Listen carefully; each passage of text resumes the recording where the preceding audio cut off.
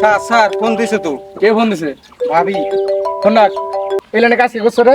এই লাইনে তো কাজ হৃদয় করছে। ওরে ডাক। এ হৃদয় এখানে আয়। লাগাইতেছি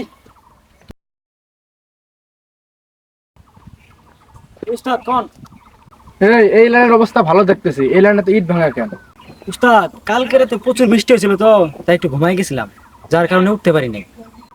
পুরে বাটের দায়িত্ব দিছে আমি তোরে, তুই মাইয়া নয় পুষ্টি নৃষ্টি করস, শালা হারামদা তোরে বানানো আজকে।